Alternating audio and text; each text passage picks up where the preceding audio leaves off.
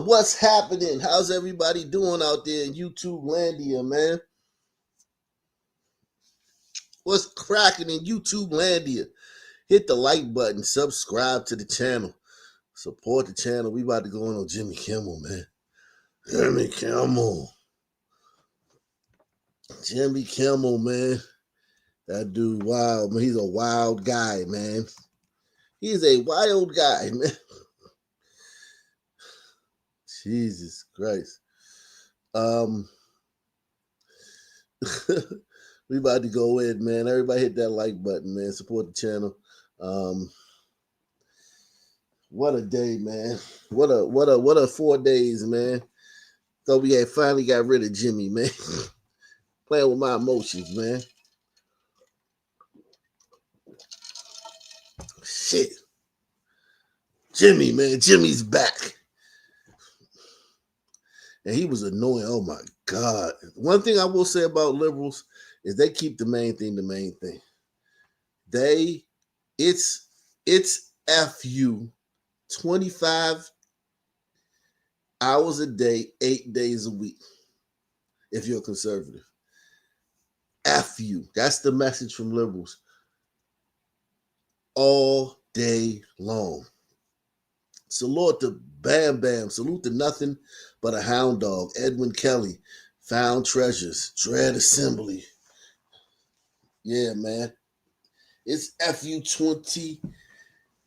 I mean, all day long. If you are a conservative, all day long, everybody hit that like button as you come in, man. We going in on Jimmy Kimmel right now, man. We about to blam Jimmy Kimmel, man. What he did last night was disgusting. It was disgusting. It was disgusting. Distasteful. Yeah, he's repugnant. He's a repugnant troll, man. But I will say this. They won. He didn't give a quarter. Jimmy Kimmel didn't give a quarter. Okay? He didn't retreat one bit. He went on the offensive.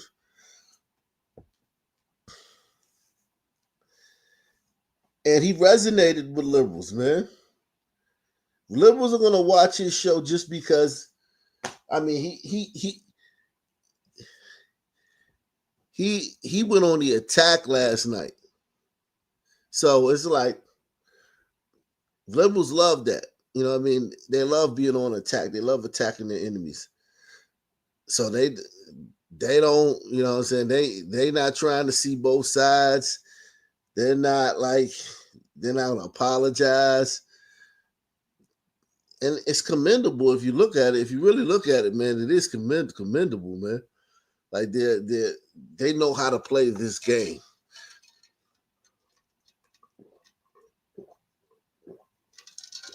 They just ran a terrible candidate against Donald Trump. They keep running. They don't have a good candidate. If they have a decent candidate, they'll beat us. Because we suck. Conservatives suck. They just have terrible candidates. I mean, look, even Biden, he won, but he's awful. Hillary, awful. They don't have a shout out to Laughing Dog, man. I watched Kimmel's show probably a couple times on accident, but only snippets of it. I've never watched his whole show. You know, like you're somewhere and it's on, you're just watching it because it's on. But I've never turned on, let me see, let me watch Jimmy Kimmel show tonight. Nah, never. The last late night show I watched on purpose was Arsenio Hall, man.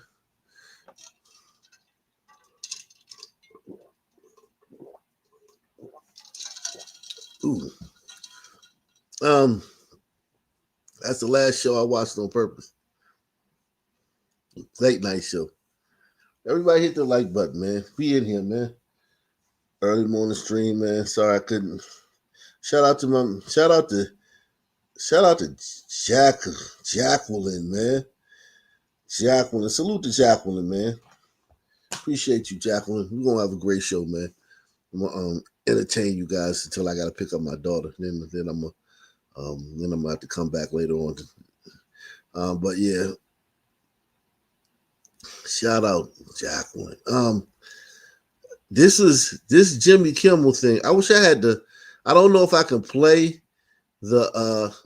I might have to get the transcript of his monologue because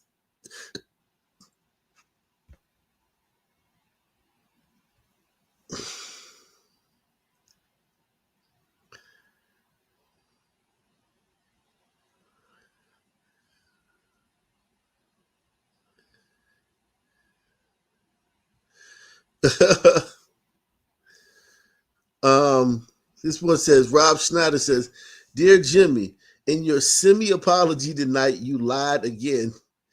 You were not making light of Mr. Kirk's death.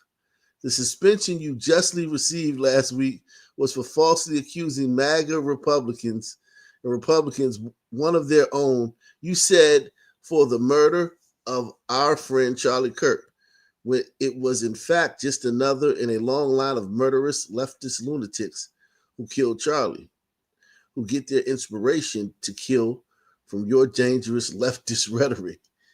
You and your other late night host and the other liberal media's constant propagandizing and demonizing fellow Americans as fascists and Nazis have created the atmosphere where leftists feel that killing people who think differently is justified. And you were not even telling it in the form of a joke either, you liar. Even your own ABC affiliates are bored and sickened by your constant political indoctrination by comedic imposition and refuse to air your show. Free speech is indeed all speech. We must even protect the speech that we loathe. Well, most Americans are decent, God-fearing people, and we loathe your speech, but we'll continue to support your right to speak it freely. But we don't have to watch it, and we won't. Damn. Rob Schneider got in Jimmy Kimmel's head. Rob Schneider got in Jimmy Kimmel's buttocks. Damn, Rob.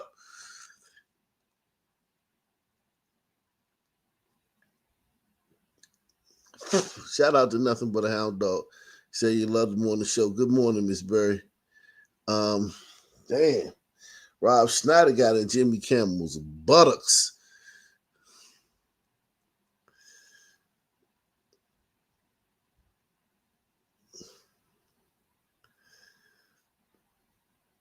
Here's this full monologue. I don't know if I can play this, man. They probably gonna give me a copyright strike. I want to see if they got some snippets, man. I don't want to watch the whole full thing. If you like me, you like me. If you don't, you don't. I have no illusions about changing anyone's mind. Yes, you do. That's a lie. He did nothing but like you do have illusions about changing people's mind. That's what he did. Everything he talked about was political. Everything was a dump on Trump.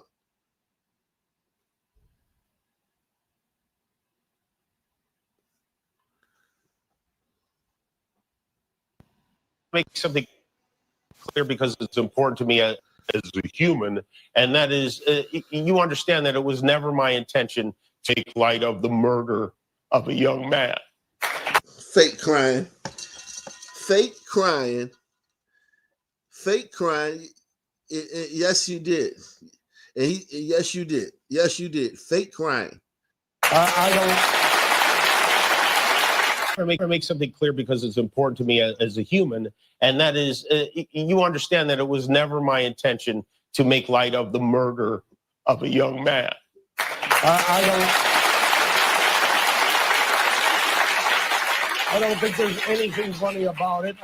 I posted a message on Instagram on the day he was killed, sending love to his family and asking for compassion, and I meant it, and I still do. Nor was it my intention to blame any specific group for the actions of what it was obvious. Well, it was a specific group, you faggot. Press 1. It was a specific group. You see how slick he is? You see how slick they are? They're masters at this, man. They are the liberals are masters at this. It wasn't my intention to blame any specific group. Wait a second, but it was a specific group. See how he snuck that in his half quarter of an apology?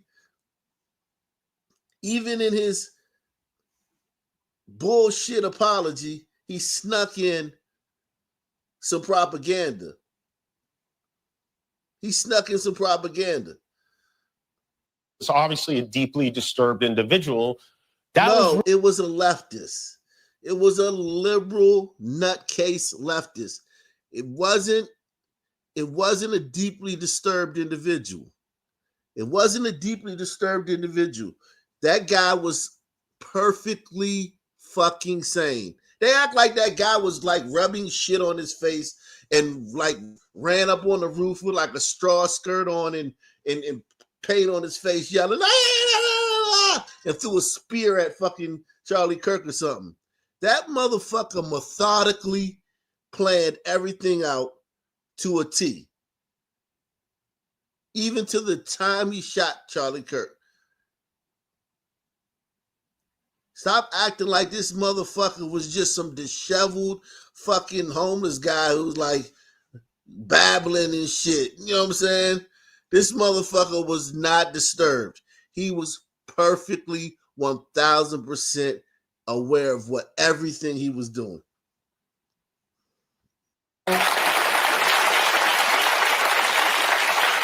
I don't think there's anything funny about it. I posted a message on Instagram on the day he was killed, sending love to his family and asking for compassion, and I meant it, and I still do. Nor was it my intention to blame any specific group for the actions of what it was obviously a deeply disturbed individual. That was really the opposite of the point I was trying to make, but I understand that to some that felt either ill-timed or unclear, or maybe both. And for those who think I did point a finger, I get why you're upset. If the situation was reversed. He didn't say he's sorry. He said to those who felt, I want you to listen close. He never says he's sorry. He just says, hey, if you felt that I pointed the finger, hey, I understand how you feel. If it happened to me, I'd felt the same way. He never apologized. Hit the like button. Support the channel. Support this show, guys. Support. If you want to support any show on YouTube, support this show.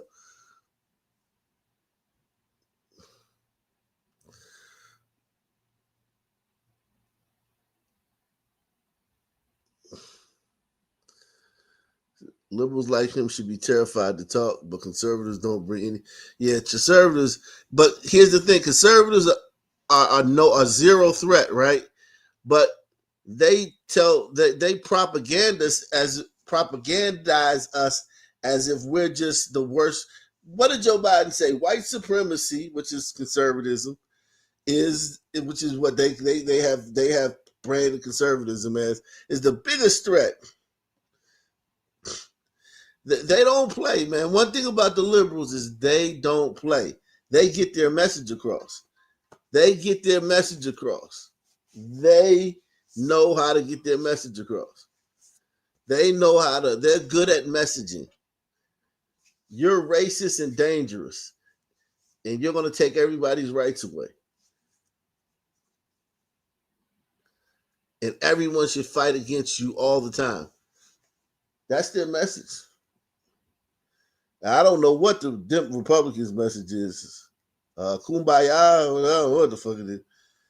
Everybody hold hands and sing. I don't know what the fuck the Republicans' message is.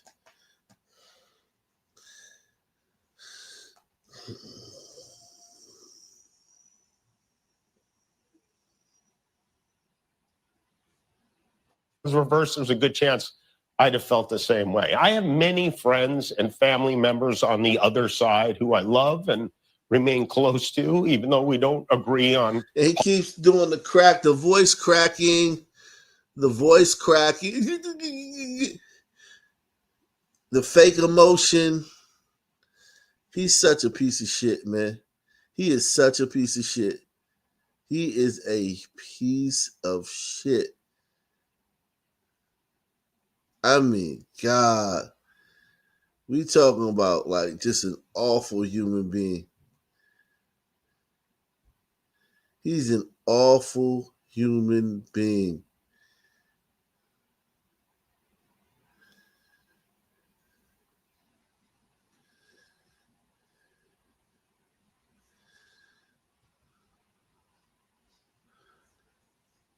Politics at all. I don't think the murderer who shot Charlie Kirk represents anyone. This was a sick person.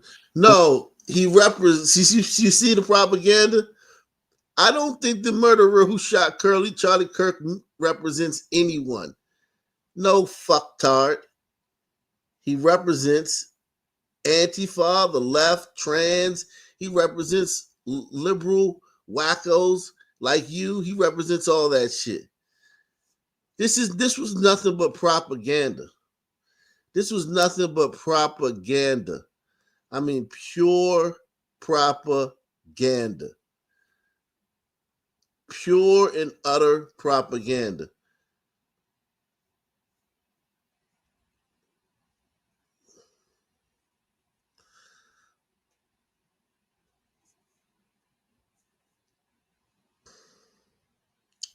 Salute, salute.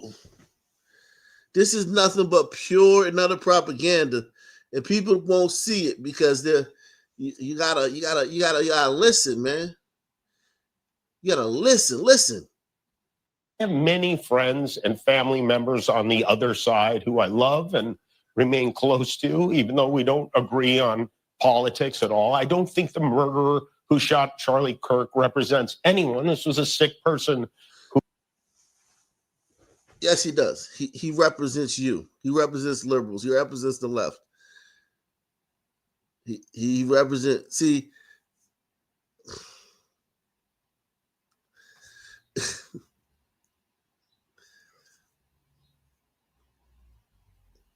yeah, he told you what he represents. He confessed everyone, all of his friends, including the trans they friend, whatever they them friend, whatever the fuck you want to call that shit.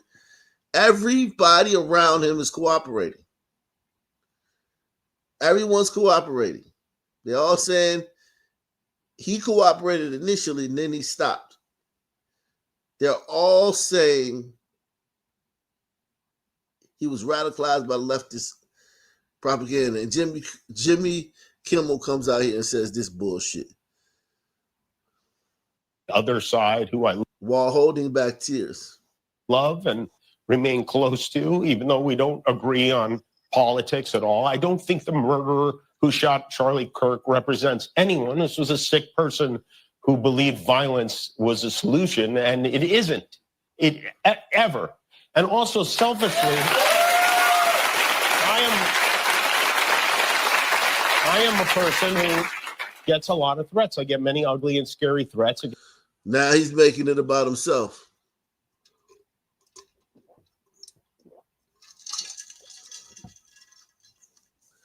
Now he's saying I get a lot of ugly threats. So basically, of course, you know what that means. That means we know he's not getting these threats from liberals. So he basically says, and then right after he says what he said about Charlie, think about it. Right after he says he doesn't believe the person who shot Charlie represents anything. People how skillful these people are. I don't think the person who shot Charlie represents anything. I mean, look, I get a lot of threats. Who you getting threats from, Jimmy? Who would Jimmy Kimmel be getting threats from? Who would be threatening Jimmy Kimmel? If because assuming that these are true. Threats against my life, my wife, my kids, my co-workers because of what my wife, my kids, my co-worker. That was a slick fucking little move he did. That was a slick little move, man. I mean, this guy's good. Take the $5 challenge. Support the channel, man. Support the channel. If you support the channel, guys, sponsor the show, man. Sponsor the show. We sponsor the show. Think about this, man. Think about this. Peep how slick he is. Peep how slick he is. Politics at all. I don't think the murderer who shot Charlie Kirk represents anyone. This was a sick person who believed violence was a solution, and it isn't. It ever. And it isn't ever. Also, selfishly, basically saying that, like, alluding to it's never good to use violence, even when the right does it. I am a person who gets a lot of threats. I get many ugly and scary threats against my life, my wife, my kids, my coworkers, because of what I choose to say. And I know those threats don't come from the kind of people on the right who I know and love. So, see what I'm saying?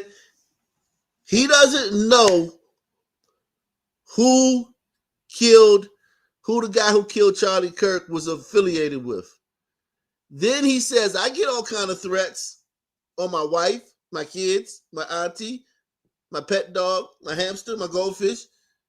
And I don't think those people on the right, but he officially knows that they're on the right, the people that press one. He officially knows that the people who are threatening him, allegedly, are on the right. He doesn't know the affiliation of the guy who killed Charlie Kirk, even though every one of his friends says that it's the left. But he gets threats. Jimmy gets threats against his goldfish, against his dog, against his wife, his kids. And I don't think that those people are the type of people on the right that blah, blah, blah, blah, blah. He's wicked. This was wicked. I'm telling you, man. This was wicked. Salute to Roger Wood. He said morning coffee without, yeah. Buy me a cup of coffee, man.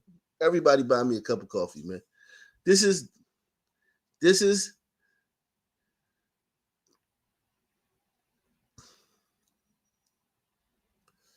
salute to Roger Wood, man.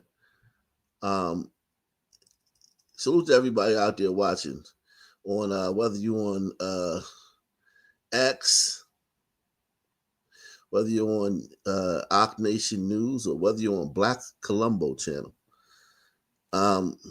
Everybody subscribe to Black Colombo. We need everyone to subscribe to the Black Colombo channel, man. That's a big deal right now, man. We need everyone to subscribe to that. Salute to everybody, because let me put the link in there. Everyone needs to subscribe to the Black Colombo channel. That's my new channel. That's the new wave. You know what I mean? That's the new wave in Ock Nation. That's the new wave. Black Colombo, because we gotta dissect this stuff, man. The conservatives need somebody. A lot of the conservatives are not as smart as I thought they were. Press one. A lot of conservatives are not as smart as I think they are. I mean, I like Black conservative perspective. He's pretty smart, man. But a lot of them aren't sharp, man. I mean, that's the word, sharp. They not sharp enough to catch this shit.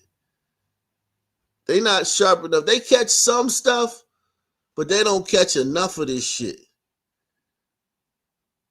They didn't catch this. This was the biggest part of it. Like, the whole 17-minute monologue was nothing but pure propaganda.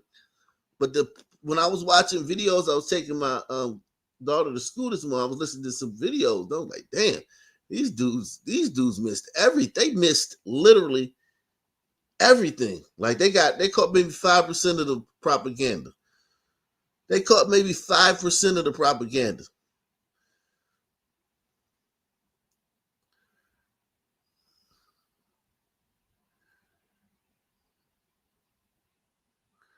Maybe 5% of the propaganda.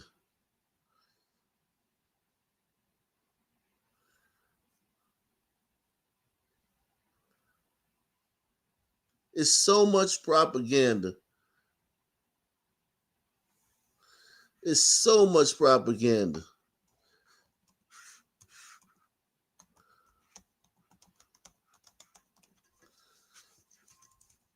It's like you can't even. I mean, listen, man. You just got to get him. You just got to give hats off to these people, man. They're better at this than us, man.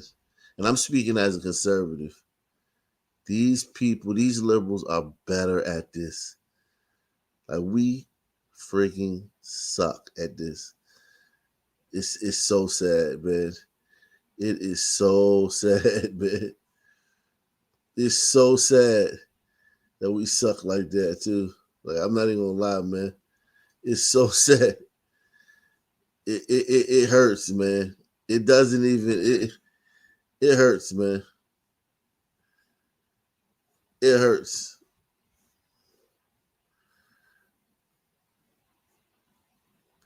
It hurts, man, to know that we're this bad at this as conservatives. That conservatives are possibly this bad. It really you really don't you really couldn't imagine like like my son is better at chess than conservatives.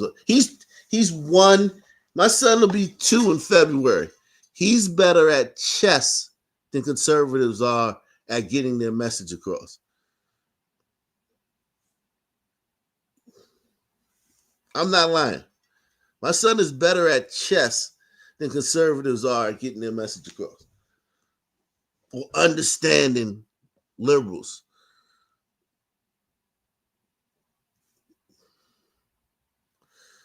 But their voices are more consistent. It's not just that their voices are louder, their voices are more consistent. It's fuck you 25 days, 8 days a week. 25 hours a day, 8 days a week. They never give you a quarter. They never, a conservative can never do anything right or say anything that's not racist or hateful. Every word a conservative ever says is racist or hateful. Meanwhile, we let this shit fly. Salute to Holly Golden. She says, I think most are shocked at how evil some people have been. You, listen, Holly, and listen. Salute to you, Holly, for thank you for the cup of coffee. Um, I wanna tell you this, Holly. We've been through one Trump term. We've been through the Biden administration. No one should be shocked. Even if you want to take it back to the Obama term, no one should be shocked at how evil these people are now. And I agree with you. Oh yeah, let me tell you, I was talking to my mother today. Let me tell you, I told my mother called me this morning, right? And Charlie Kirk came up, right? And listen, my mother, my mother, she's an author, right? So she's in all these circles with she knows a lot of people, right? Also, she was a college professor, right? I don't know if she still is. I don't think she still is a college professor, but she was a college professor, and she's an author, right? So my mom, of course, she's liberal, super liberal woman. I'm talking about she's a black female boomer, but she's also was a college professor for a long time, and she also grew up like when I was young. She was in that Afrocentric stuff, so I grew up kind of like Afrocentric and stuff like that, right? So she says about Charlie Kirk, she says, "Yeah, isn't that crazy that a MAGA dude killed him?" I said, "What?" She said, "Yeah, the guy who killed him was MAGA." And I was like, "Is that what you guys are hearing?" She said, "Yeah, that's what everybody's saying." I was like, "Jesus Christ." I said, "All your friends think that a MAGA guy killed Charlie Kirk?" She's like, "Yeah, wasn't it a MAGA guy?" And I was like, and I had to explain it to her, but then it just made me, it just made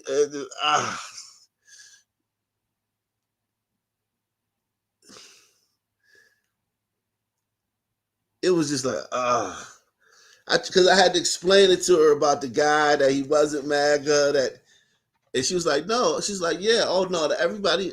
And she said, that's what I was told. You know, I'm like, oh shit. No, poor everybody. She's not telling me that she thinks that. She's telling me that all of everybody she knows thinks that. That's not the point. It's not the point of what my mom would think. It's the point that everybody she knows thinks that. Because that's what, I mean, that's literally like, they got their message out. The liberals got their message out. Even Jimmy Kimmel, listen to what Jimmy Kimmel, think about it. Even if you were a liberal and you watched Jimmy Kimmel and you knew what he got, you know what he got suspended for. Listen to Jimmy Kimmel. Listen, you're a leftist. You're told that the guy was MAGA. Listen, so and Jimmy Kimmel was suspended because he said the guy was MAGA, and that apparently was wrong. Now Jimmy Kimmel's back. I posted a message on Instagram on the day he was killed, sending love to his family and asking for compassion, and I meant it. I still do. Nor was it my intention to blame any specific group for the actions of what it was obviously a deeply disturbed individual. So it's like, yeah, he's not blaming any particular group. It's no particular group. Also, selfishly, I am anyone. This was a sick person at all. I don't think the murderer who shot Charlie Kirk represents anyone. This was a sick person. That's the second time in 30 seconds he said that he doesn't think. The second time in 30 seconds he said he doesn't think the person. Listen. Of a young man.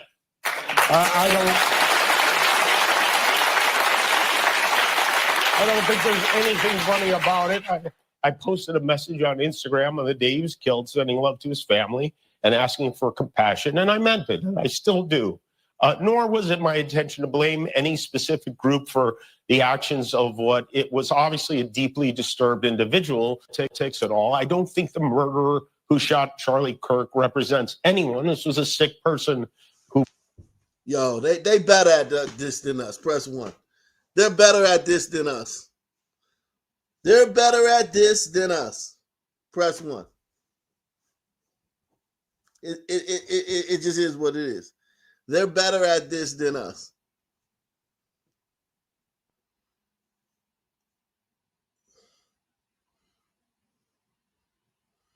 And this is just one clip of the 17 minutes. The whole thing he was doing this.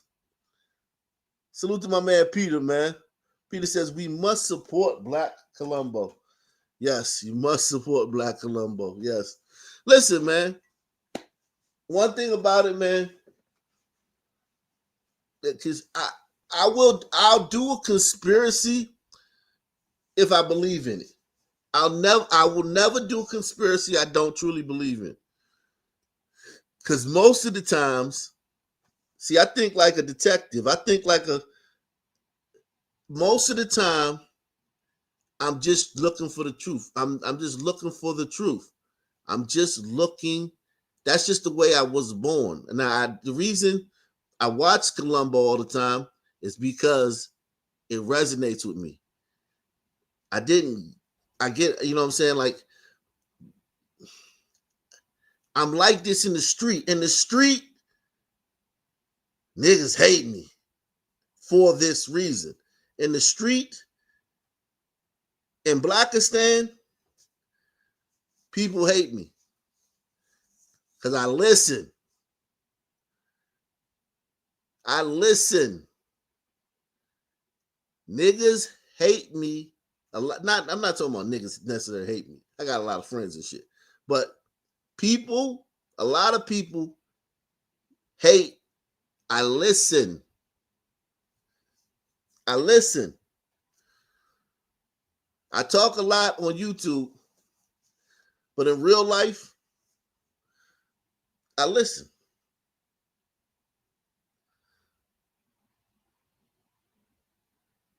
I listen.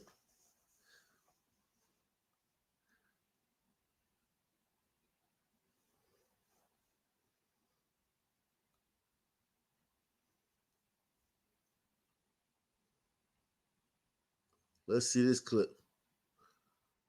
He's suing them. He's bullying them. Over the weekend, his Foxy friend Pete Hegseth announced a new policy that required. Everything was bashing Trump. Yeah, everything was bashing Trump.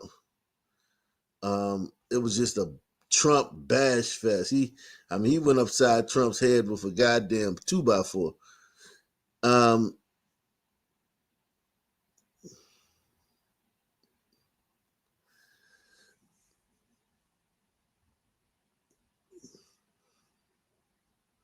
You understand that it was never my intention to.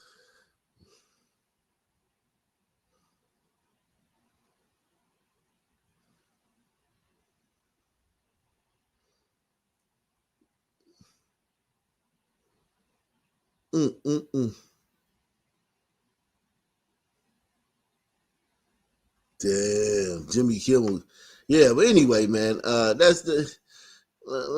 I heard somebody shout up at ABC. California guy shot up ABC News.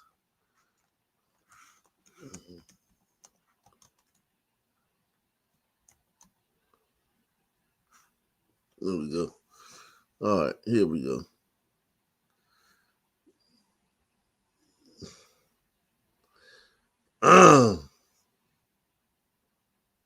ABC 10. All right. Hit the like button, man. Let's get as many likes as possible, man.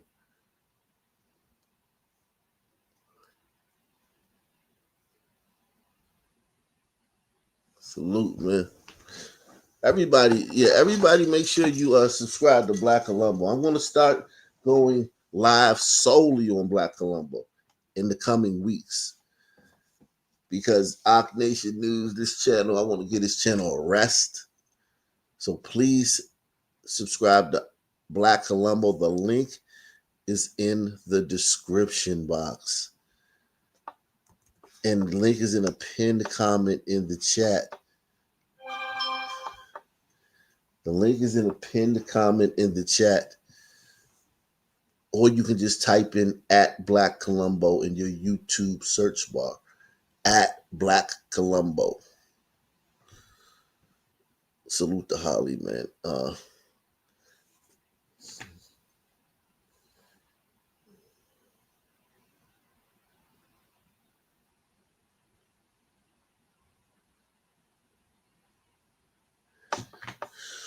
Woo! Developing news today following the Friday shooting into our station, leaving 3 bullet holes through a window. No one was hurt in the incident, but the man suspected of carrying out the attack now charged with state and federal crimes. That suspect, Anibal Hernandez Santana, is expected to appear in federal court today, and he will be facing his state-level charges tomorrow. Meantime, authorities are continuing to investigate that shooting that happened right here at ABC 10. 64-year-old Hernandez Santana is accused of firing at least 3 gunshots at the building on Friday. Hours later, police arrested him at a home on Carlson Drive. He faces several charges, including assault with a deadly weapon. Santana eventually bailed out of jail. The next day, the FBI arrested him on federal charges related to the shooting. According to the FBI, he was arrested on probable... Think about that. He shot up the ABC station and got released on bail the same day or the next day. Think about that. That's why Trump's got to give. That no cash bail shit is just too much, man. It wasn't made for brown people, and I'm not saying that this guy's necessarily. He's the one that should. It doesn't matter who does it. It doesn't matter who does it.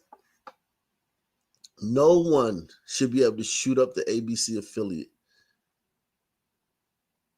and then just bomb out the next day. No, you just don't. You shouldn't be able to do that. But the law was instated because black people. Black people are the reason it was too many black people in jail. And they said bail was unconstitutional because what if you're poor? Yeah, but what if you? Well, but he said rich people don't have that problem. Rich people can just bond out. Poor people can't bond out. But rich people aren't carjacking you at the red light and doing drive-bys in your neighborhood, except for this guy, who seems pretty well off. Except for him. The FBI arrested him on federal charges related to the shooting. According to the FBI, he was arrested on probable cause for violating a federal statute that prohibits any person from willfully or maliciously interfering with or causing interference to any radio communications from a licensed or authorized radio station or a station operated by the U.S. government. We spoke to a federal criminal defense attorney, and Candace Fields says if Santana Hernandez is found guilty of that particular charge, he could face a maximum of 1 year in prison.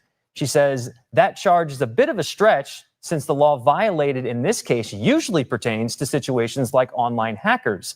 But if it does move forward, Fields says this could happen.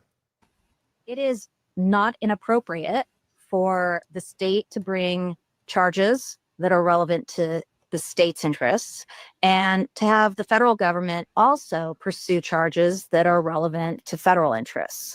Parallel tracks are acceptable. It's called dual sovereignty, and it happens. There's no impropriety. So here's what we know about the suspected shooter. According to his attorney, Hernandez Santana is from Puerto Rico. He's a retired lobbyist and Army veteran with a law degree. Neighbors describing him as a quiet and reserved person. There's still a lot of unanswered questions in this case, and police are still searching for a motive. Again, Hernandez Santana scheduled to make his first court appearance in federal court today at 2 p.m. Then tomorrow, he's set to appear in Sacramento County Superior Court for the local charges. His attorney says he will be trying to get his client released on bail again today. Damn.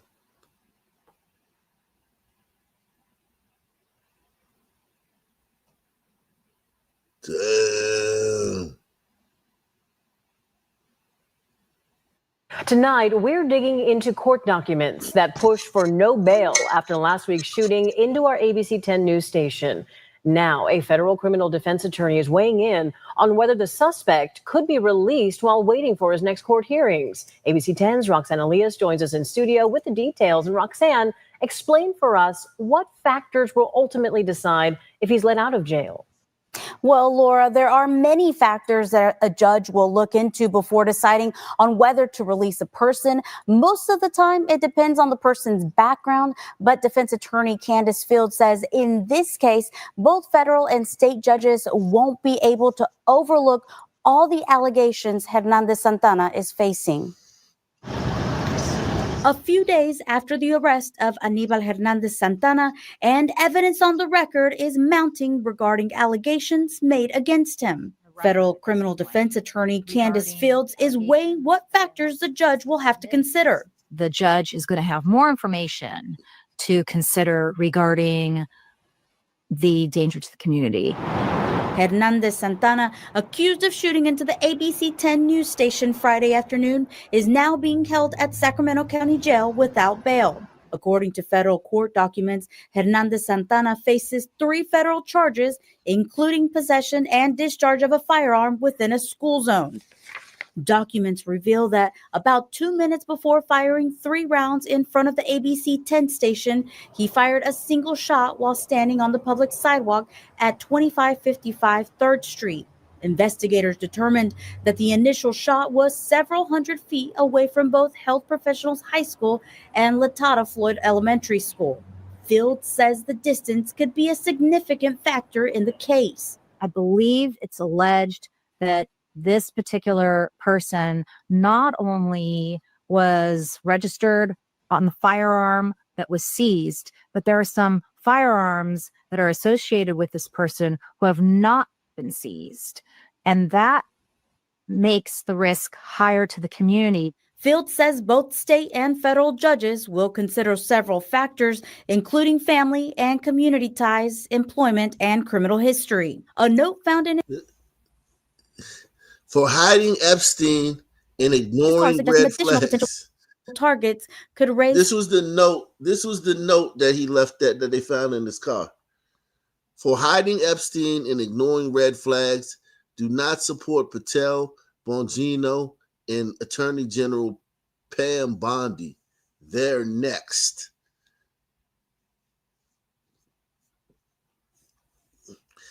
So, and listen, they're going to try to act like they don't. Here's the thing. They could still convince people that they don't know that what this guy's political leanings were. They're good, man. They're just good, man.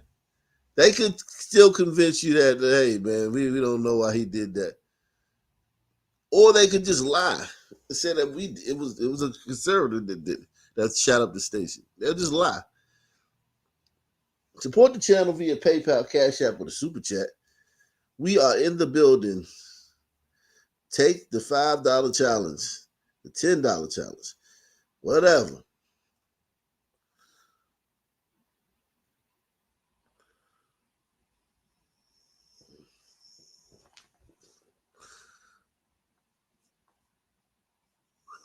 Serious concerns for a judge. Field says documents from the Superior Court of California are asking that the defendant be kept in custody and held without bail. They say that based on the latest facts of the case, the defendant is considered a clear and present danger to the public. Because this defendant has no criminal history whatsoever, he's a retired lawyer.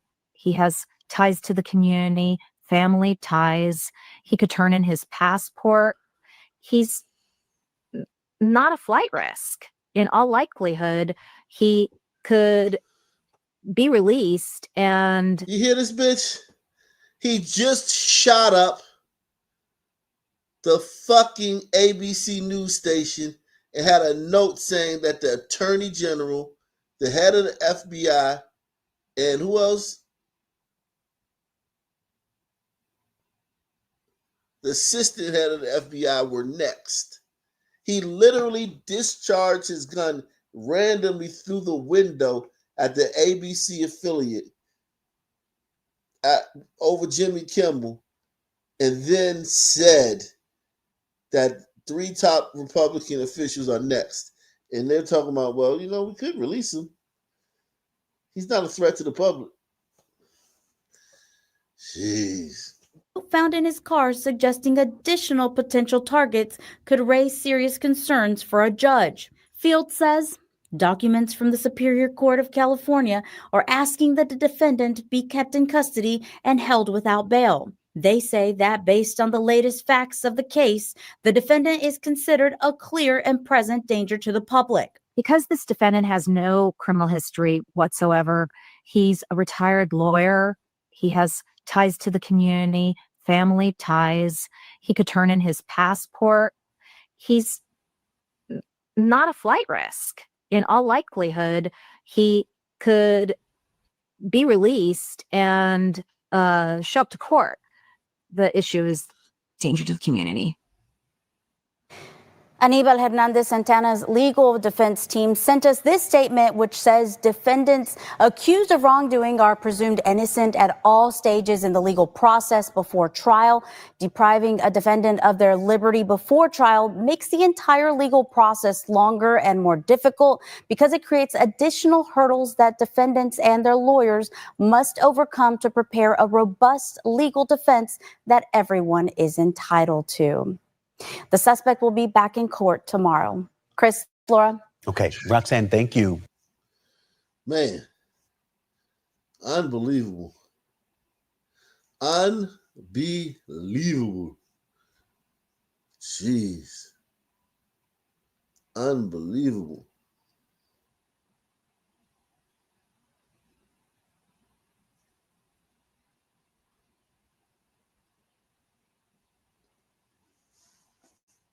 A 31-year-old mother shot and killed just after dropping her son off at school. Her family tonight still fighting for justice. Tia Ewing spoke with the family today.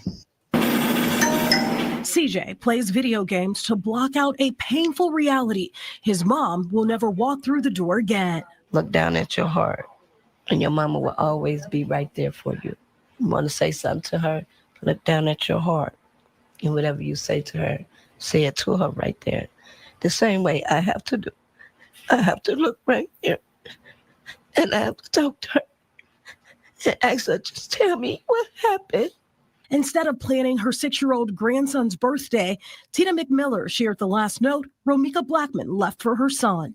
And then she wrote him a note in his lunchbox. And on the back of the note, he responded and said, I love you more, Mom. The 31-year-old mom was shot and killed just after dropping her son off at school near Cermak State in the South Loop. She had gotten into a fight with another woman. Both of them share a child with the same man who lives nearby. He was also at that scene. That other woman, also 31, shot Blackman 3 times. One bullet struck her in the face. Got a female black, light complexion, green tracksuit, has a gun, fighting with another female black, dark complexion. The shooter stayed on the scene, and as you can see, a witness pointed out the shooter to police. One of the witnesses also said the father of Blackman's child had her in a headlock before the shots were fired. I'm licensed to carry. It doesn't matter. You shot somebody. What the wrong with you? The man in the shorts is CJ's father. He's covered in blood. How did she just walk away? How? When they told you that he had her in the headlock, how did he even walk away? Why did they was so easy to walk away? They tell me, look at the video, they bumping fences. I don't know about any of that because I really can't even focus. Court records show the shooter had filed multiple protective orders against Blackman starting last December and as recently as this summer. The family believes she was trying to build a paper trail. That's a game that was played and it was premeditated. The shooter was taken into custody but later released. Blackman's family says she was unarmed. Witness video also shows Blackman's white car stopped in the street, but it's unclear how she got out. They insist there was no reason to shoot her. Blackman worked 2 jobs and was studying to become a registered nurse. Her school awarded her mom a pin posthumously. You had an opportunity to walk away, to call the police, to turn around and get in your car and drive off. You did none of the above. The Cook County State's Attorney's Office did release a statement after an initial review of the evidence presented by police. There is insufficient information to make a charging decision at this time. We will continue working with the Chicago Police Department as the investigation proceeds and remain committed to pursuing justice for everyone in our communities. Blackman's family says they know they can't hear her voice again, but want to hear from those that will make a decision on. He said, over a son, man. Yeah, man. These sisters, Jesus Christ. Jesus Christ. So what we can tell you again, that 2 are confirmed dead here. The third is, of course, the shooter who died of a self-inflicted gunshot wound. We've been discussing this morning the proximity of Parkland to the crime scene as being a likely candidate for these folks to be transported to.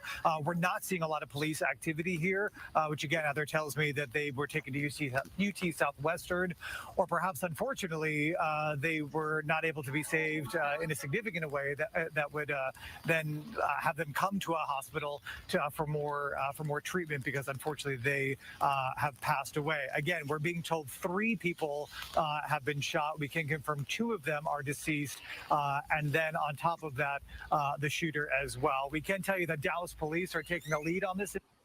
So Dallas is shooting at the Dallas Ice Center.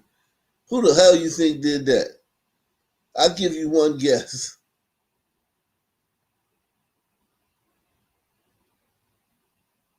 Trisha's with us now. Dana? Yeah, Trisha McLaughlin, thank you so much for being here. You've had about, I think, 22 minutes since we last heard from you when you were on Fox and Friends. Is there any other information you have gathered that you could share with us now? Dana, we want to give you guys as much information, the American public, as much information as we possibly can, but details are very much still emerging. Right now, we're praying for our law enforcement, for the detainees, and for the local law enforcement who is also on scene. We know that there were 3 fatalities, potentially detainees, not ICE law enforcement at this time, that there have been other injuries, and some individuals are in critical condition, and we'll get you that information as soon as possible. As far as the shooter goes, there was a self-inflicting gunshot wound, and he is dead. He's deceased. We believe that he was shooting at law enforcement and the detainees from an apartment building. Again, those details are still murky. It looked like it might have been a sniper or some sort of a long form shot. But as soon as we have more information, we will give that out. But we do ask the American public, please join us in praying for the victim. All this, man. So they shot up the ABC News the other day. They shot up ICE Detention Center today.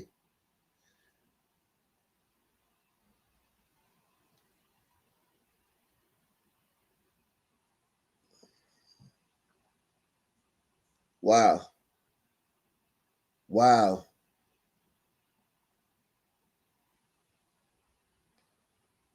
Wow.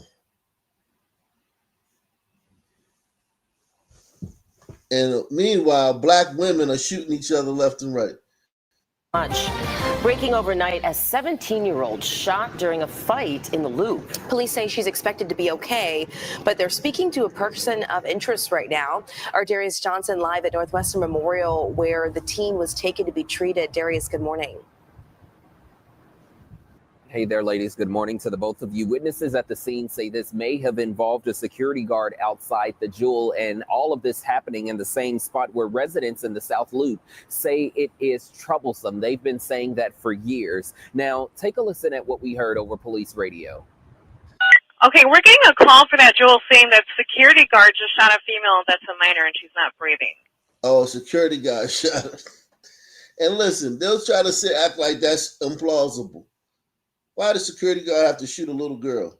Shit.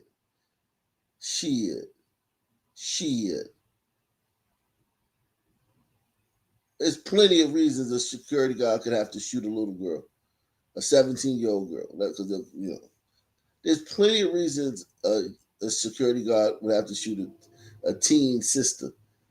The way they fight, the way they have no off button once they get mad.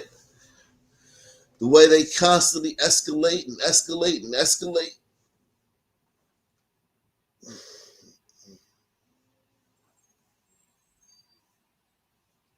10:30 last night outside Jewel at Roosevelt and Wabash, Chicago police blocked off the entrance with crime scene tape with blood visible on the ground. Witnesses told police an altercation between the 17-year-old girl and the security guard turned physical. Then it's believed the security guard pulled out a gun and shot her in the thigh. That teen was treated at the scene by Chicago Fire before she was taken to Northwestern Memorial in good condition, so she's expected to be okay. On the ground, we noticed an opened bottle of orange juice left behind. It's unclear how it's connected to this scene. Now, this area has really been the focus of safety concerns over the last couple of years. In the last year, neighbors in this area raised alarms about loitering and harassment at this exact same intersection. Loitering and harassment. Who's that? Who loiters and harasses? Where a red line is also there as well. Now, in the last month, we also told you about the county's plan to open a sheriff's substation right there in the South Loop at the corner of Roosevelt and State. Despite promises to open in June, that substation remains empty months later. Now, back out here live this morning, as I mentioned, that girl who is currently being treated here at Northwestern Memorial is expected to be okay. And right now, we are working with police to confirm if it was a security guard that is involved in all of this. The only thing that they tell us at this time is that they are speaking with a person of interest. Basically, this place in front of this store is so dangerous, and there's so many unruly blacks over there that, some teenage chick forcing a security guard to shoot her. Just another day, man. Just another day. Where the white women making security guards shoot them? Where is that? Where are the white women making security guards shoot them? As the FBI says, the work is not done. The agency's local field office is sharing its Chicago's most wanted list. WGN's Courtney Spinelli says it wants to call attention to cases with suspects still on the run. Show me your hands. Get off the ground. Do it now. A 23-year-old wanted in a murder in South suburban Riverdale, recently caught nearly 3 hours away in Menasha, Wisconsin. Calvin Hutchinson, among 7 other fugitives, landing themselves on the Chicago Most Wanted list. Do it now. Echo 18, we got 2 at gunpoint. What's going on? The FBI Chicago says it worked with local, state, and federal agencies to identify and track down wanted criminals deemed most dangerous as part of Operation Summer Heat. 25 people were caught during the 4-day op, but 8 others, now 7 with Hutchinson's arrest, were still on the run. So the thought is that we can put them together and kind of focus our efforts, focus the public's efforts and resources as well on trying to identify or trying to apprehend these 7 individuals. Supervisory special agents Jeremy Reesar and Michael Goldberg say the fugitives, many who have lengthy criminal records, are considered a threat to public safety. And the sooner that we can work together to get them off of the streets and into custody, the safer that our neighborhoods will be. Tracking down Hutchinson involved a handful of agencies, not uncommon for the FBI given how often suspects flee the state and country. We were able to come up with the plan of what's called an open air takedown, where the officers basically converged on them from all sides. The others on the list represent cases still haunting communities, families still yearning for justice. Loved ones of murdered National Guard member Chris Carvajal included. It is hard every single day. I never give up. The 19-year-old was gunned down in the city's Belmont-Cragen neighborhood in 2021 while leaving a party. Alleged gang member Joseph Matos and an accomplice are accused of killing Carvajal to keep and increase their status in a Northside gang. Matos is still in the wind as Carvajal's family has pleaded to the public for help in the years since. We need our community to come together and do the right thing now that there is a face to the case. You have seen this person before. The FBI says the same goes for others, including Aaron Barcenas and Julio Bernal. They're charged with first-degree murder in the drive-by shooting of 14-year-old Eric Alfaro in unincorporated Elk Grove Township in 2022. Gary Llewellyn is wanted on federal charges in a violent 2023 carjacking on the far south side. Antonio Stigler accused of murdering a pregnant woman in Riverdale in 2024. Nesta Gray charged in the murder of a 16-year-old boy found shot in the back of his head in a Cook County forest preserve in 2022. Giovanni Portillo accused of shooting a man outside of a Naperville restaurant in an alleged gang dispute. The FBI and other agencies involved hoping to eliminate the rest of this list. So we got 1, 2, 3, 4 hombres, 4 sons. 4 hombres, 4 sons. No gliders. No gliders. No gliders. With the help of anyone who knows where they may be hiding. Hands behind your back. Courtney Spinelli, WGN News. 4 sons, no gliders.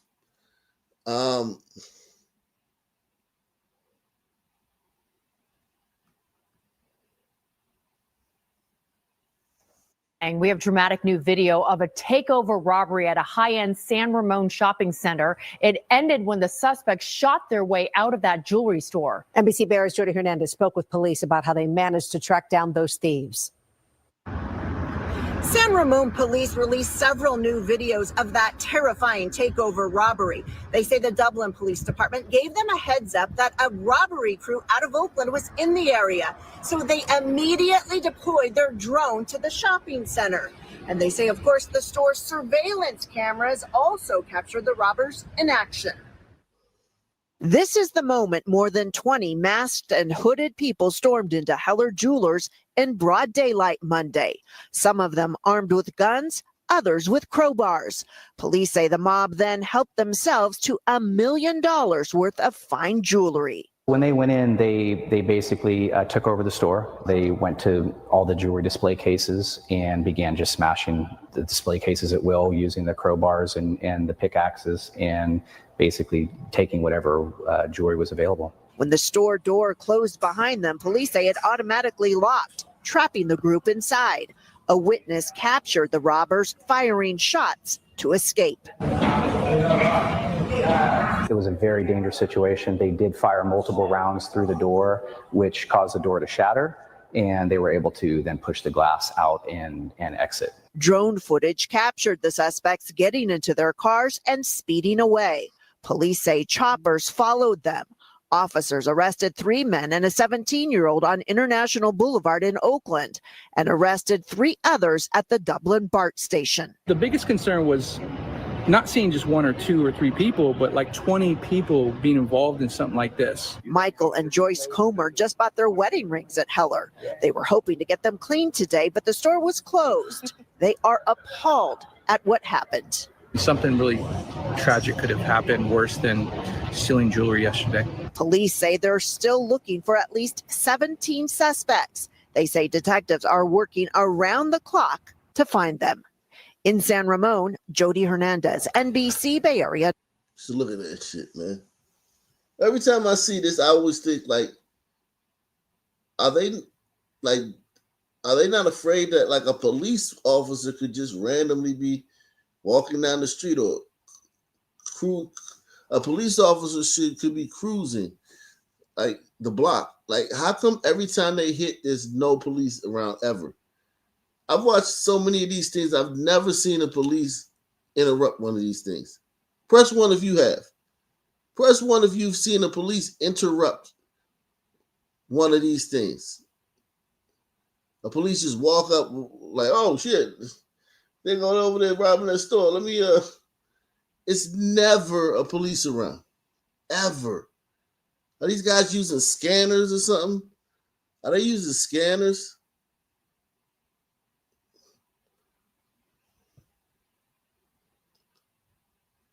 It's remarkable that there's never ever a police around. I'm not saying a conspiracy theory.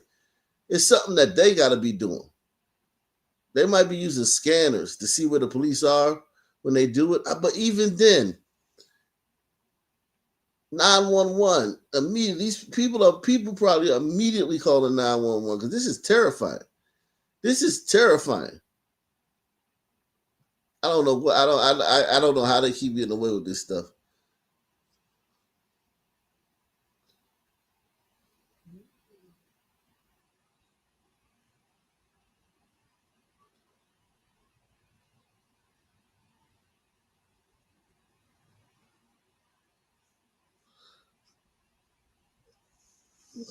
An NBC5 News exclusive. We first brought you this story of a small family-owned business battling break-ins in Chicago's Fulton Market neighborhood in February of 2024. But despite community support and even a plea for the burglars to stop, the break-ins continued, ultimately forcing the owners to make the tough decision to close. NBC5's Courtney Sisk with the story you will only see here on NBC5. In February 2024, the pop-up store was broken into twice in 10 days at its Fulton Market location, despite owner Kevin Wood's message to burglars, letting them know their actions hurt local families. It impacts a lot of people. It's hard for us to operate when things are stolen. A year and a half later, the shop is in a new spot in Bucktown, but the burglars would follow it there too. Several hundred products, damage, furniture, collectible items. So it's pretty tough. Surveillance. Damn. This nigga moved. Was he selling tennis shoes? Video shows the burglars just after 4:30 a.m. using a sledgehammer to break down double-pane glass and take rackfuls of products for several minutes. Yeah, I think he sells tennis shoes. Yeah. You can't sell tennis shoes in the hood. Even Foot Locker gets looted during riots and hurricanes and shit like that, natural disasters. Foot Locker is one of the main places they loot. I think this guy's selling tennis shoes. Yeah, you're selling tennis shoes, niggas are gonna steal your shit. We had 2 people take the $5 challenge. Let's see if we can get more than 2 people to take the $5 challenge for this daytime show, man.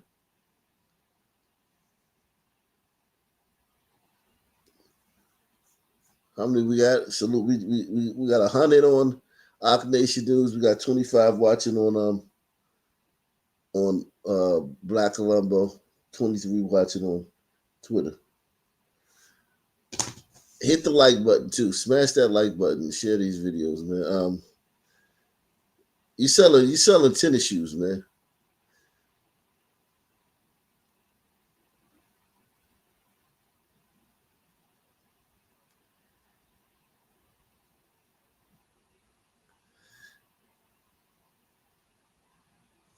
Yeah, these motherfuckers robbing him. Yeah, they We put in 5 security shutters, 2 metal grates. We spent over $15,000 in security. The cost of the loss, hard to calculate, but in the tens of thousands of dollars. Wood said it's part of the difficult reality of having curated high-value merchandise as a small business in Chicago. We call it the Chicago City Tax. What does that mean? That means if you have good stuff, it's going to get taken or stolen. According to Chicago police data, there have been more than 4,000 burglaries so far in 2025. But this time for the pop-up, it caused an end of an era for Woods and his staff. The store will permanently close by October. Baseball, 3 strikes, you're out, I guess. I'm trying to be optimistic, but it's like, look, it's not working, having a brick and mortar. For Woods, the hardest part of the decision is for his young employees who found inspiration working there. My greatest friends have been met through the shop. One of my fondest memories has been a part of it.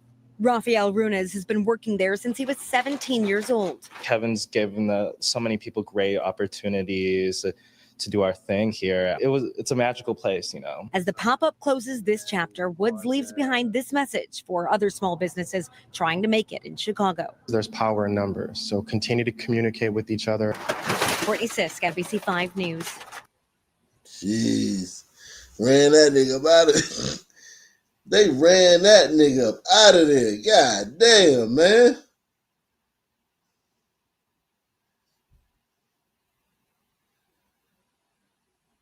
Jeez.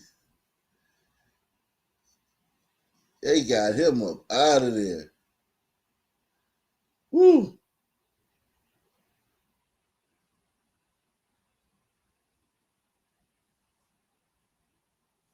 Also facing a judge today, the former deputy director of a D.C. public safety agency. She pleaded guilty earlier this year to taking a $10,000 bribe, which she describes as, quote, a lapse in judgment. And today, Dana McDaniel was sentenced to 16 weekends behind bars, more than 3. I had a friend who did weekends in jail. He would go in on Friday, and then he would leave Sunday. So he would go there like after work on Friday, turn himself in. They process him. He'd be in his cell that night, and then Saturday, or be in the facility that night and Saturday.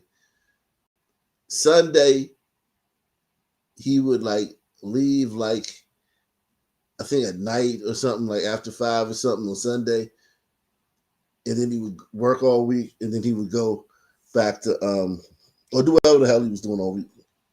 Then go back to jail on weekends. That's something I know somebody who actually did that. I wonder if they got that in other places, but that's definitely a DC thing. They'll give you weekends in jail. You can work. DC's very lenient, man. Very lenient. Very lenient.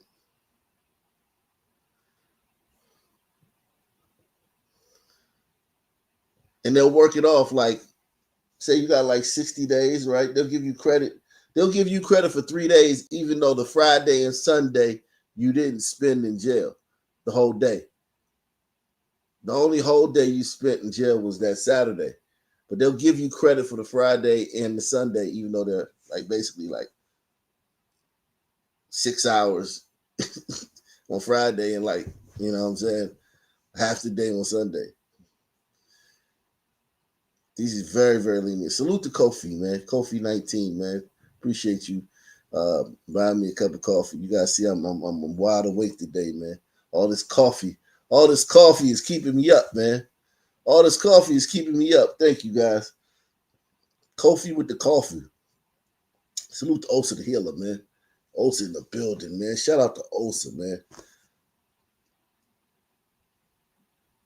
Yeah, very lenient. DC's very lenient, man. I've had so many things tossed out of court, just thrown out. Doesn't exist anymore. If you saw my criminal record, you might think that I'm actually lying about, because it's a lot of things they just throw out. They just no paper it. They're just no paper a bunch of shit. You'll get arrested. You'll go to jail. that day, if it's a weekend or weekday, but you'll see the judge the next court day, the next day the court is open.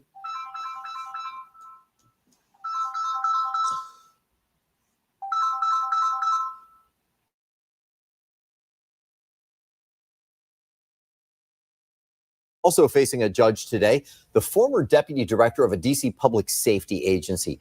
She pleaded guilty earlier this year to taking a $10,000 bribe, which she describes as, quote, a lapse in judgment. And today, Dana McDaniel was sentenced to 16 weekends behind bars, more than 3 years on probation, and 6 months on house arrest. Our Washington, D.C. reporter Felicia Ashley is joining us live from the D.C. Bureau tonight. Yeah, Felicia, you were in court today, and the judge said that government employees need to learn a lesson. What happened? That's right, and he said that lesson is if you're a government employee and you get involved in these pay-to-play schemes, that there will be consequences. And today, Dana McDaniel felt some of those consequences. Now, today in court, we heard for the first time why she claimed she got involved in all of this. She said that she said no multiple times when she was propositioned with this bribe. She said she eventually said yes. She claimed that she fell upon financial issues, but she said from the jump, she knew it was wrong. It's sad that someone like the confidential informant can have an influence on someone like Ms. McDaniel. Cameras were not allowed as I sat in the sentencing for former 1C director Dana McDaniel. In court, McDaniel says she took the bribe out of panic and fear. Obviously, Ms. McDaniel doesn't agree with the position that she sold herself or her position. Instead, it's our position that she was actually poached and that she found herself in a bad time and had a lapse of judgment and made a bad decision. McDaniel's guilty plea, as well as Councilman Tran White's arrest, have caused heavy scrutiny of the validity of DC's violence interrupters. White is also facing a federal charge for an alleged bribe tied to McDaniel's former office. The office is responsible for violence prevention programs. The violence interrupters have been under a microscope since essentially her arrest, and obviously another that has a trial in January. She mentioned that she didn't want what's happening right now to taint that work. As it relates to violence interrupters and the work that Ms. McDaniel had a heavy hand in, what are your thoughts on where that stands now and even her future in continuing to do work in the community? I think it's, again, there's no winners today, and this is very sad. And I think the worst part about this is those violence interrupters literally put their lives on the line like police officers, but without the badges and the guns. That they've created alliances throughout the district with different gangs and communities and neighborhoods. As part of her plea to the judge to lower her sentence, McDaniel shared that right now, as I'm speaking with you, she still works in the community with at-risk as well as special needs children, and said that at least 100 of them, as well as her daughter, rely on her. Now, in court, the judge said that he did not feel that McDaniel was completely honest with everything that she did and everything that she knew, but he did say that he felt that she did learn her lesson. Now, I will be back in that same federal courthouse in January, where a council member will now face his federal trial for a bribe connected to McDaniel's same former office. We're now reporting live from the D.C. Bureau. Felicia Ashley, 7 News. Thank you, Felicia. Now, you heard her just mention a January trial. That is when council member Tran White will face a jury. He's accused of agreeing to accept tens of thousands of dollars to steer city contracts. Look at these niggas. Look at these niggas, man. Just the stealing money. This whole, I think violence interruptions, man, between this scandal in DC and the scandal in Chicago with the one who did the smash and grab downtown and killed the guy downtown Chicago days after taking a picture with Governor Pritzker. I feel like these two scandals, because they're in DC and Chicago, these are big time cities, man. These two scandals are gonna put a dent in this racket, because this is a racket, man. This is a racket. I've been trying to find the news article, because I was in the news, man, because I was part of one of these programs. I was in the news, but I'm gonna have to track that article down. I'll track it down, but I haven't been able to find it, but yeah, I was in the news for being a part of one of these programs. It's all a fucking racket. You don't get shit done. Even we tried, but you don't get shit. You can't fix this. You cannot fix this problem other than putting niggers in jail. Press 1. You have to put niggas in jail. That's the only solution. And you have to put them in jail immediately upon what they do. And you have to put them in jail for a long time. You have to send messages. That's the only way to fix this. Nothing else works. Salute the laughing dog, man. He said, feel very blessed to be with Ock Nation during my workday. Yeah, man. We in here. We in the building, man. Daytime stream, man.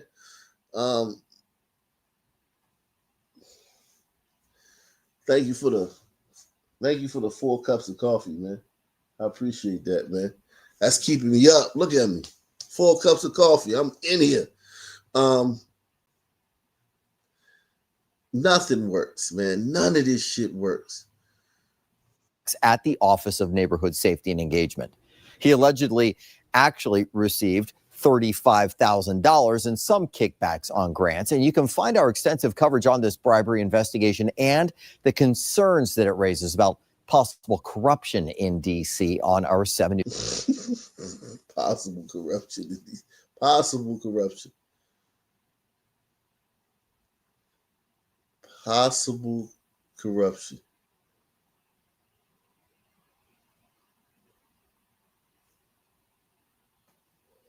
Thank you, Mr. Chairman. This has been a very interesting hearing for a myriad of reasons. Mayor Bowser, thanks for being here with us. I do appreciate you taking the time today. It was said earlier that in 1973, Congress did pass the D.C. Home Rule Act.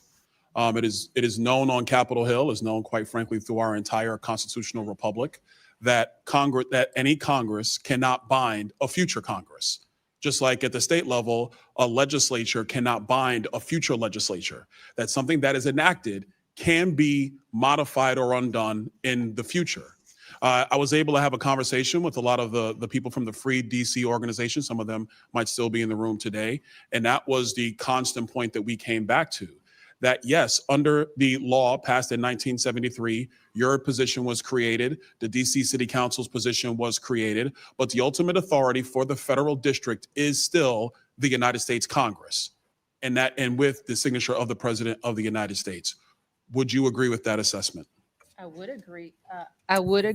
And I would also add it's within the power of this Congress to advance the DC statehood bill by simple majority. This Congress can, like it has done for every state in the union outside of the first 13, admit DC as a state. I'm glad you actually brought that up, because one of the reasons why I opposed the DC statehood bill is because the Constitution and the framers were actually quite clear that they did not want the federal district per se to be leveraged by a state or any state.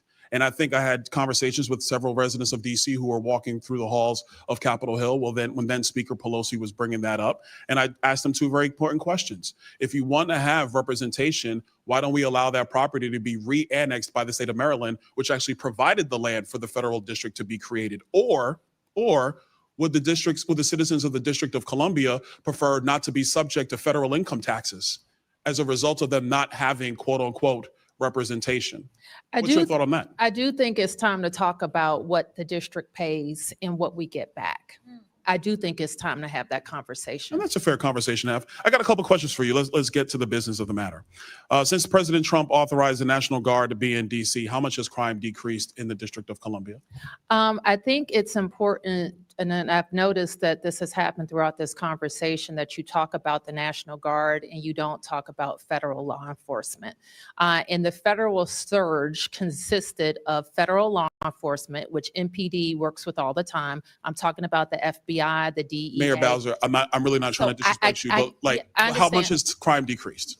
Oh, I mentioned already and let me look at my numbers, that the federal surge produced a 39% decrease in violent crime. 39% decrease. 39% decrease.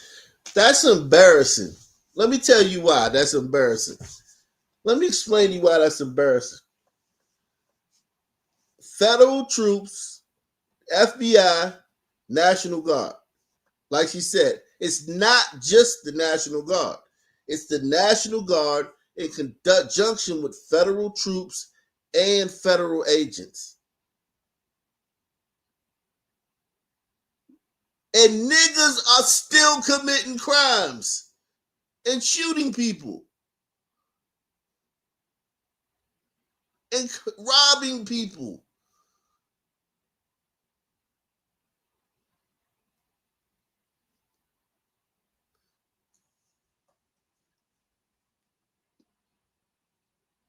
This is sad, man. Because I read the DC police blotter on Twitter a lot. And niggas is still doing the same shit in the hoods, deep in the hoods, like in Ward 8 and Ward 7.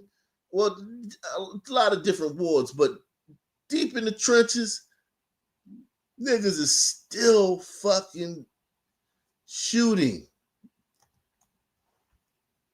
and killing. No, not really killing like that, but they're still shooting.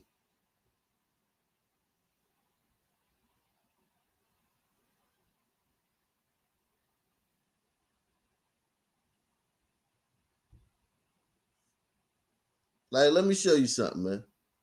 Let me show you something. This is DC crime blotter, one of the ones online. Person stabbed on 295 southbound Suitland Parkway, Southeast DC. On scene investigating a stabbing with one individual with stab wound injuries.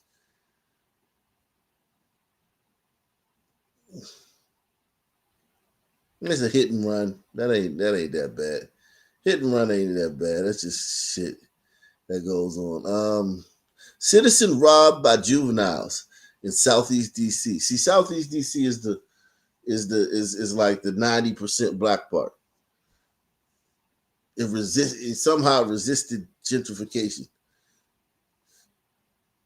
Citizen robbed by juveniles in Southeast DC 17 hours ago on the 1300 block of 4th Street Southeast. Citizens having their possessions taken by 3 individuals.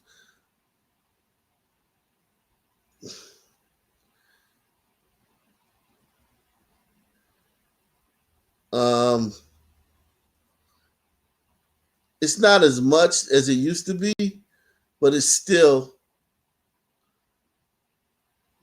breaking news: foot chase with wanted man, one in custody. Oh, that's in Maryland. That's in PG County.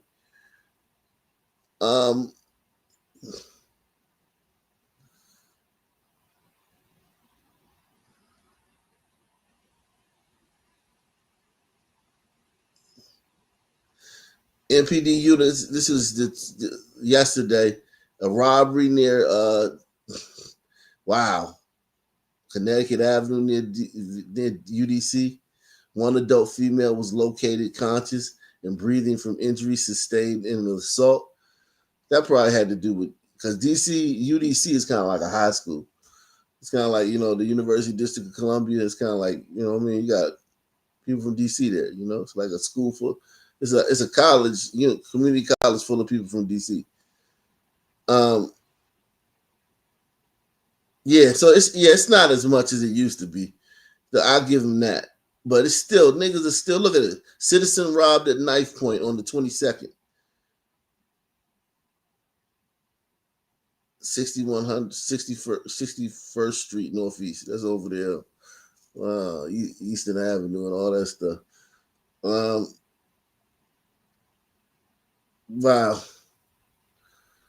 Yeah. I mean, it is going down. I can tell from that blotter that it's going down considerably. It's little stuff here and there. It's little stuff here and there. But just that fact that niggas is still brave enough to do that stuff.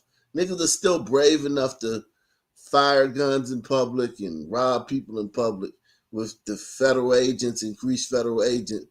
It goes to show you we got to stop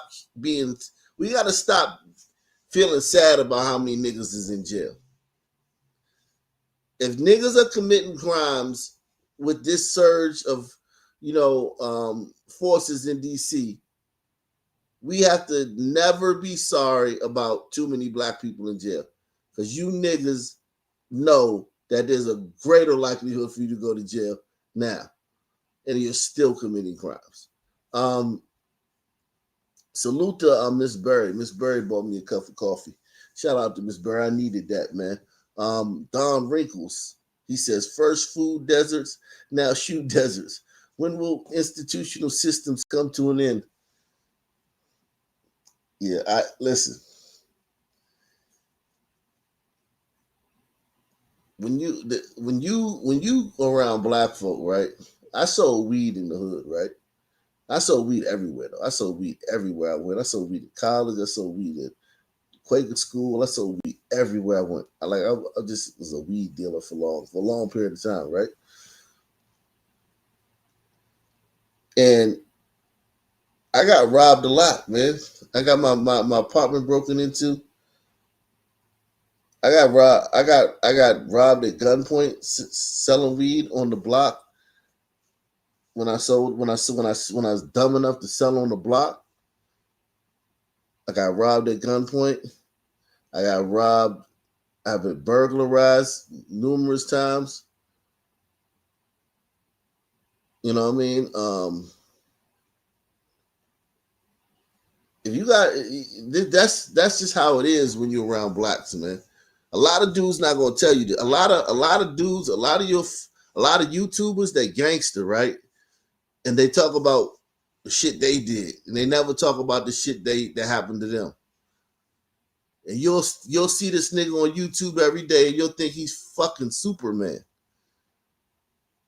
But I'm telling you, these niggas is getting jacked. These niggas got jacked. They got robbed. They got jumped. They got stomped out at the dice game. They got their ass beat at the club. They got their spot rushed. They got stuck up while they was on the block. They got, you know what I'm saying? Niggas stole their pack while they was outside, hustling. Niggas steal, niggas rob. That's what they did at epic proportions, man. When compared to the rest of the society. They rob and they steal, man. And, me, I always was like this. When I would get robbed or I would get burglarized or whatever would happen, you know what I'm saying, when I was selling weed, right? Because a lot of times I like to sell weed out of the house or out of a spot. Or I'd have a spot with the window, you know what I'm saying? Like people come up to this little back window, have an apartment somewhere, people come up to the window, knock on the window, you stick it through the window. I worked out a lot of spots like that, right?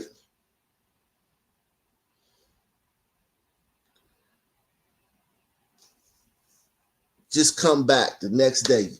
Get some shit, get fronted some shit, and come back the next day. That was my philosophy. That was always my philosophy. Come back. Come back. If I had some money, I would buy some more shit and come right back. If I had some, if I didn't, I'd get somebody to front me because I knew a lot of connects. Because when you're in the weed business, you gotta know a lot of connects because everybody don't already got it when you need it. So you need to know a lot of connects. I get somebody to front me and I come right back. You gotta be resilient, man. You gotta be resilient around niggas, man. You gotta be resilient around niggas. You gotta be resilient, man. If you're not resilient, you can't sell nothing around there. You can't be around. You can't be a merchant around niggas if you're not resilient. You gotta be resilient. And you gotta, like the guy said in the earlier story, Chicago, that come with the game. That come with niggas. They gonna steal your shit. They gonna rob you. They gonna do that shit. That just come with it. That's part of the game.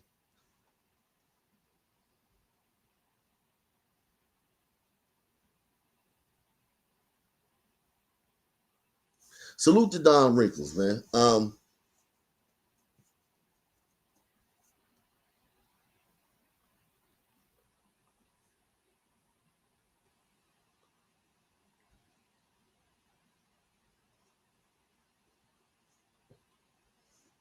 decrease in Yes, violent and crime that's on in the top. nation's capital. Let me just add, that's on top of the 26% decrease that we were already experiencing. So it seems that the president's surge was more effective than your own efforts. What did you say? It Last time I accelerated. checked, 39% is way higher than 26%. But let me Damn, Jesus Christ.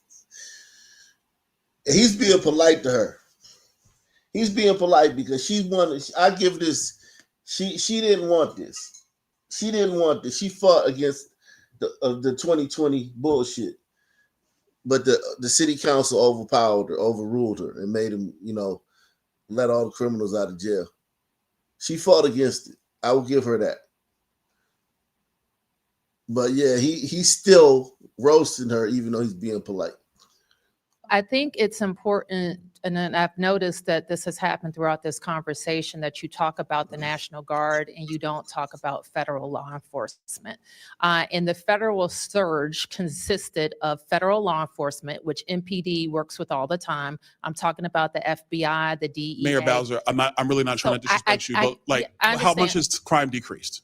Oh, Since the president took action. I mentioned already and let me look at my numbers, that the federal surge produced a 39% decrease in violent crime. 39% decrease in violent and that's crime on in top, the nation's capital. Let me just add, that's on top of the 26% decrease that we were already experiencing. So it seems that the president's surge was more effective than your own efforts. What did you say?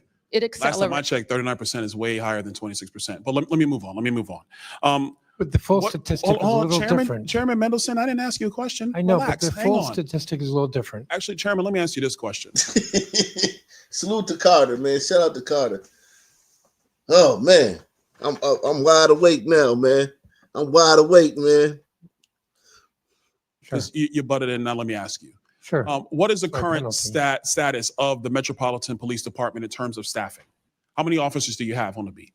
I believe it's less than 3,100. Okay. Is the MPD fully staffed?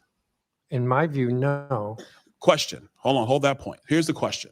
So is a surge of federal law enforcement into the federal enclave, which the mayor has acknowledged is the primary responsibility of the federal government, isn't it simple logic to say that the president's surge has been helpful to safety and security in the District of Columbia, Chairman? The additional law enforcement resources has been good. We work with those different agencies all the time. There was more of it, more of a good thing. National Guard is separate. ICE is separate. Question for you, Chairman. You just said you said something I want to expound. You've been working with the federal government during this surge and before that was brought by President Trump and before. So you've been working with him through this entire time. With the federal, like DEA, FBI, MPS Park Police. Mayor Bowser, you would concur that you guys have been working with the President of the United States throughout this entire period, correct? Mr. Donalds, I work with every president. I know, but I'm President trying to Trump, establish a in baseline. Trump 1 and in Trump 2. And I thank you for that, Mayor Yes, Bowser. that is our job. As to all we all stand ready to work with. We're unique. The District of Columbia is unique in Mayor that Bowser, we're always going to have Mayor a Bowser, I'm out of relationship time, so I got to reclaim. Sorry. I apologize. Yep. I agree, Mayor Bowser. Yes. The district is unique. The district is not like any other city in the United States. It is the federal enclave. I commend you and your team for working with the President of the United States to keep the district safe. I really do. I think it's important for a lot of people who are saying that they're upset with the president, that your own mayor and your own chairman of the city council has acknowledged that crime has gone down while working with the president. Let's work together. Let's give peace a chance. I yield back. Mr. Chair. That's liberals. They still won't give you, like I said, it's fuck you 25 hours a day, 8 days a week. They still won't give Donald Trump an DEA, inch. FBI, And listen, I commend liberals for that. They are hardcore. Their messaging is insane. When my mother told me that it was a MAGA dude that killed Charlie Kirk this morning, I mean, like, that shit was just so crazy. I don't know why I was shocked. I have no idea why I was shocked, but I was shocked. I was stunned. I was like, what? Yeah, didn't the MAGA guy kill Charlie Kirk? I was like, oh shit. Like, they're messaging. So the message from DC is Trump is overstepping. Trump is an authoritarian. Even though crime is down 39%. And for niggas, that's good for niggas because niggas are.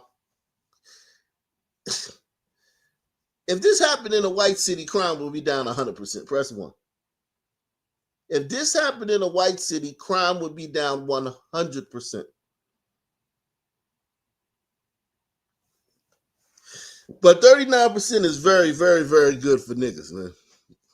Very, very good for niggas. But he's not gonna get any credit for it.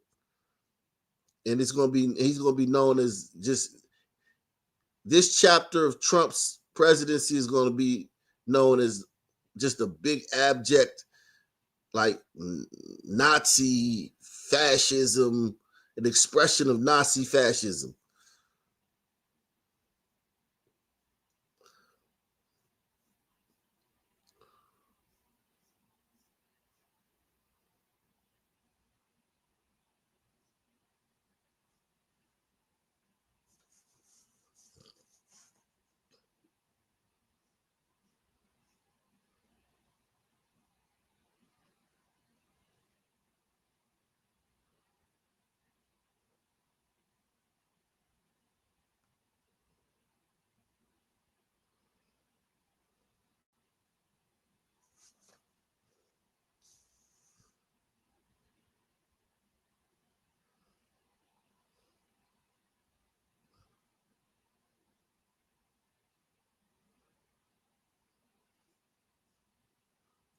I'm gonna have to come back and listen. I'm gonna come back. I'm gonna pick up my daughter. I'm gonna go pick up my daughter. We're gonna cover this ICE facility thing when I get back. I'm gonna go pick up my daughter though. Salute to all you guys, man. Take her to over at grandmother's house. We'll cover this ICE facility. Everybody, make sure you tune back in. All right, 1:30, 2 o'clock. I don't know. I'm trying to make it 1:30 or 2 o'clock. Thank you guys for everybody supporting the channel, coming through. This ICE facility thing, I think it's they starting to have more information about it. They didn't really have a lot when I first went there, but yeah, salute, man. See you guys in a couple hours, man. Peace out.